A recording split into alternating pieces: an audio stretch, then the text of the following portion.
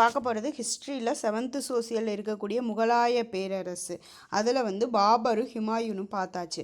அடுத்தது அக்பர். இந்த அக்பர் யார் அப்படின்னா ஹுமாயூனினுடைய மகன் தான் அக்பர். இவருடைய ஆட்சி காலம் 1556லேருந்து 1605 வரைக்கும்.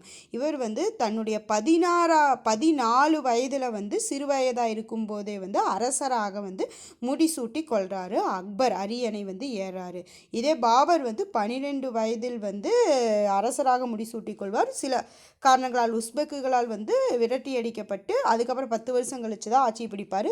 அக்பர் 14 வயதில் சிறு வயதிலேயே அரசனாக முடிசூட்டிக் கொள்வார். அவர் சிறுவராக இருக்கிறதுனால பைராம் கான் அப்படிங்கிற ஆளுநர் அவர் என்ன பண்ணுறாரு, அக்பர் சார்பாக முகலாய பேரரசை ஆட்சி செய்கிறாரு.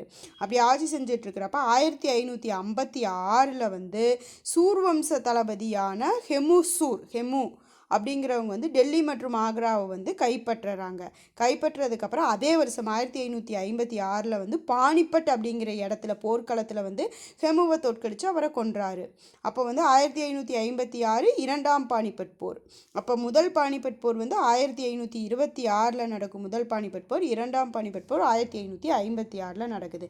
இந்த ஹெமுவை தோற்கடிச்சதுனால அவர் ஒரு போரில் வென்றதுனால அன்றாட ஆட்சி முறைகளில் மக்களிடம் அதிகாரிகள் இல்லாமல் மேலாதிக்கத்தை தன்னுடைய மேலாதிக்கத்தை நம்ம ஜெயிச்சிட்டோம் அப்படிங்கிறதுனால மேலாதிக்கத்தை காட்டினார். அது அக்பருக்கு பிடிக்கல.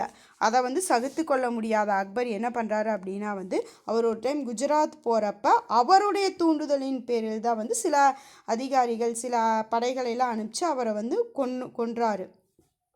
கொன்னதுக்கப்புறம் என்ன பண்ணுறாரு, அரசராக தன்னை முடிசூட்டி கொண்டு முழுமையாக அரசை முழுமையாக அக்பர் கட்டுப்படுத்தினார்.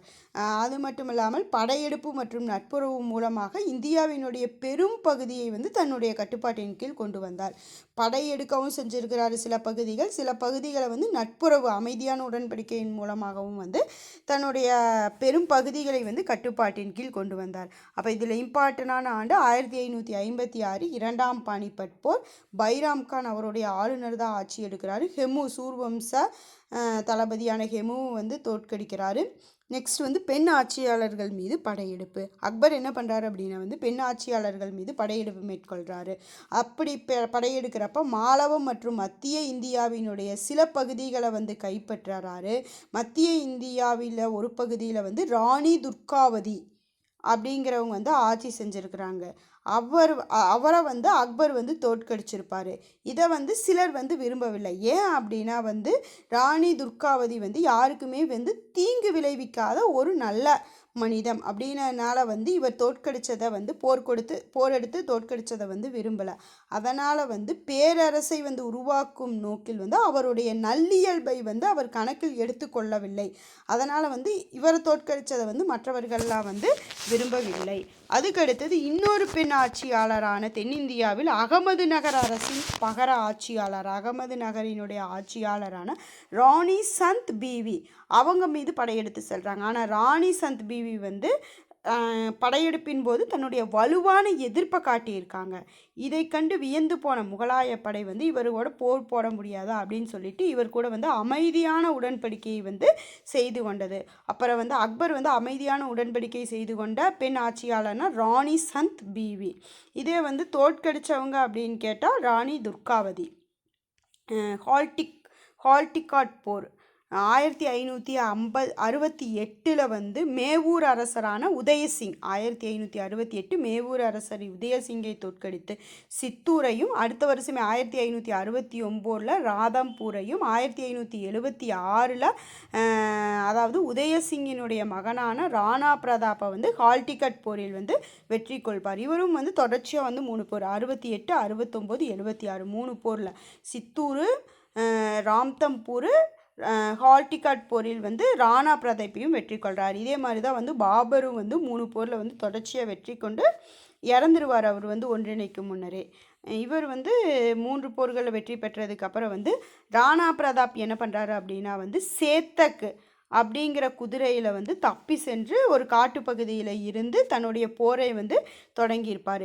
இதனால் வந்து இவருடைய நினைவாக, இந்த ராஜபுத்திரர்களினுடைய நினைவாக ராஜபுதனத்தில் வந்து போற்றி பாதுகாக்கப்படுது. இவருடைய நினைவுகள் எல்லாமே வந்து ராஜபுதனத்தில் வந்து போற்றி பாதுகாக்கப்படுகிறது. அப்போ வந்து 1568 மேவார் அரசர் உதயசிங்கர் தோற்கடித்த சித்தூரையும் 1569 ராதம்பூரையும் 1576 இடையில கேப் வருது ராணா பிரதாப் ஹால்டிகட் போரிலும் வந்து வெற்றி கொண்டவர் வந்து அக்பர். அரேபிய தெற்காசியா சீனாவுடனான வணிக தொடர்பும் வச்சுருந்தார். அக்பர் வந்து குஜராத்தை கைப்பற்றிய நிகழ்வு வந்து குஜராத்தை கைப்பற்றினதுக்கப்புறம் வந்து கடல் பகுதி வணிகம் மேற்கொண்ட அரேபியர்களையும் ஐரோப்பியர்களையும் வந்து தன்னுடைய கட்டுப்பாட்டின் கீழ் வந்து கொண்டு வந்தது. இந்த குஜராத்தை கைப்பற்றதுனால கடல் பகுதியில் வணிகம் செஞ்ச ஐரோப்பியர் இவங்க எல்லாமே வந்து அரேபியர்கள் மூலமாக கட்டுப்பாட்டின் கீழ் வந்து வணிகம் செஞ்சார். கிழக்கே வங்காளம், பீகார், ஒடிசா படையெடுப்புகள் வந்து தென்கிழக்கு ஆசியா மற்றும் சீனாவுடனான தொடர்பை வந்து ஏற்படுத்த உதவியது. குஜராத் மெயினானது, குஜராத்தை கைப்பற்றினது ஐரோப்பியர்கள். தெற்கிழக்கு வங்காளம், பீகார், ஒடிசா இந்த சீனா இது எல்லாமே வந்து தெற்காசியா மற்றும் சீனாவுடனான தொடர்பை வந்து ஏற்படுத்த வந்து அக்பருக்கு வந்து உதவி இருக்குது. நெக்ஸ்ட் வந்து வடமேற்கு படையெடுப்புகளும் மேற்கொண்டிருக்கார். வடமேற்கு படையெடுப்புகளை வந்து நாடுகளை கைப்பற்றும் நோக்கில் வந்து ஏற்படுத்தினதில் வந்து முக்கியமானவை வந்து அவருடைய இராணுவ நடவடிக்கைகள். இதன் மூலமாக இந்த வடமேற்கு படையெடுப்புகள் மூலமாக காண்டகர், காஷ்மீர், காபூல் இந்த பேரரசுகளை எல்லாமே வந்து இணைத்து கொண்டார். அப்போ காண்டகர், காஷ்மீர், காபூல் போன்ற பேரரசுகளை இணைத்து கொண்டார். தக்கான படையெடுப்புகள் மூலமாக வந்து பீரார், காண்டேஸ், அகமது நகரினுடைய சில பகுதிகளையும் வந்து இணைக்க வழி செய்தது. அப்போது இவருடைய ஆட்சி காலத்தில் முகலாய பேரரசு வந்து வடக்கே காஷ்மீர் முதல் தெற்கே கோதாவரி, மேற்கே காண்டகார், கிழக்கே வங்காளம் வரை விரிந்திருந்தது. அதுக்கப்புறம் 1505 வந்து இவர் இயற்கை எழுதினார். இவர் இயற்கை எழுதினதுக்கப்புறம் இவர் ஆக்ராவிற்கு அருகே வந்து சிக்கந்தராவில் வந்து உடல் வந்து நல்லடக்கம் செய்யப்பட்டது. அக்பரினுடைய கொள்கைகள், அவர் எப்படிப்பட்டவர் அப்படின்னா வந்து வாழ்வலிமையில் ஆதாயம் பெறுவதை விட வந்து அன்பின் ஆதாயம் தான் வந்து ஆயுள் அதிகம், அன்பின் ஆதாயத்துக்கு தான் வந்து ஆயுள் அதிகம் அப்படின்னு வந்து உணர்த்தியவர் வந்து அக்பர். இவர் வந்து எல்லா மதங்களையும் வந்துமே சமமாக போதித்தார். அதனால் வந்து இந்து மத பிரபுக்கள் மற்றும் மக்களை வந்து மக்களிடம் வந்து நம்பிக்கை பெற முயன்றார். ஜிசியா வரின்னு அப்படின்னா முஸ்லீம் அல்லாதவர் மீது விதிக்கப்படும் வரி, அந்த வரிகளையும் இந்து பயணியின் மீது விதிக்கப்படும் வரிகளையும் வந்து நீக்கியவர். ஜிசியா வரியை நீக்கியவர் வந்து அக்பர். முகலாய பேரரசில் ஜிசியா வரியை நீக்கியவர் வந்து அக்பர். அது மட்டும் இல்லாமல் இவர் வந்து ராஜபுத்திர உயர்குடி பெண்ணை திருமணம் செய்து கொண்டதோடு தன்னுடைய மகனுக்குமே வந்து ராஜபுத்திர உயர்குடி பெண்ணை தான் வந்து திருமணம் செய்து வைத்தார். ராஜபுத்திர பிறப்புகளை வந்து பேரரசினுடைய உயர் பதவியிலையும் வந்து அவர் பணியமர்த்தியிருக்காரு. ஜெய்ப்பூரை சேர்ந்த ராஜா மன்சிங் அப்படிங்கிறவங்க வந்து ஒரு முறை வந்து காபூலினுடைய ஆளுநராக வந்து அனுப்பி வைத்தார். இவர் எல்லா மதத்தையும் போற்றதுனால சூபி துறவியான சலீம் சிஸ்டியும் சீக்கிய குருவான ராம்தாஸும் வந்து அக்பரினுடைய அளவில்லாத மதிப்பையும் நம்பிக்கையும் பெற்றனர். சூபி, சீக்கிய குரு, இந்து மதம் எல்லாத்தையுமே வந்து இவர் சமமாக தான் போட்டியிருக்காரு. ராம்தாஸ் பரிசாக வழங்கிய இடத்துல தான் வந்து ஹர்மிந்தர் சாஹிப் அப்படிங்கிறவங்களுடைய கருவறை வந்து கட்டப்பட்டது.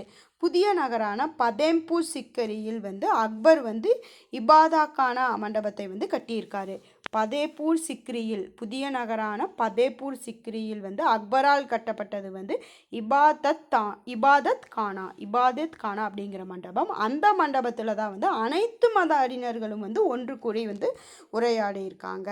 அக்பரினுடைய பண்பாட்டு பங்களிப்பு, கல்வியை பெரிதும் ஆதரித்தவர் வந்து அக்பர். சொந்த நூலகத்தில் வந்து 4000க்கும் மேற்பட்ட அவருடைய கையெழுத்து பிரதிகள் வந்து இருந்திருக்கு. பல்வேறு விதமான நம்பிக்கை மற்றும் கருத்துக்களை கொண்டிருந்த அறிஞர்கள் எல்லாத்தையுமே வந்து இவர் ஆதரித்தார். முக்கியமானது அக்பரினுடைய அவையில் இடம்பெற்றிருந்தவர்கள், அக்பரினுடைய அவையை அலங்கரித்தவர்கள் யார் அப்படின்னா வந்து சிறந்தவர்களாக இருந்த சிறந்த நூலாசிரியர்கள், கதையாசிரியர்கள், திறமையான அதிகாரிகள், பாடல் மற்றும் இசை மேதை, ஓவியர் இவர்கள் எல்லாமே வந்து அக்பரினுடைய அவையை வந்து அலங்கரிச்சிருப்பாங்க. சிறந்த நூலாசிரியர்கள் அக்பர் காலத்தில் யார் அப்படின்னா அபுல் பாசல், அப்துல் பெய்சி, அப்துல் ரஹீம் கான் இவங்க எல்லாமே. கதையாசிரியர் பீர்பால். திறமையான அதிகாரி தோடர்மால் பகவந்தாஸ் மான்சிங். பாடல் மற்றும் இசை மேதை வந்து தான்சின், ஓவியர் வந்து தஸ்வந்த். இவங்க எல்லாமே வந்து அக்பரினுடைய அவையில் வந்து அலங்கரித்தவர்கள், இடம் பெற்றவர்கள். நெக்ஸ்ட் வந்து ஜஹாங்கீர் நெக்ஸ்ட் வீடியோவில் பார்க்கலாம்.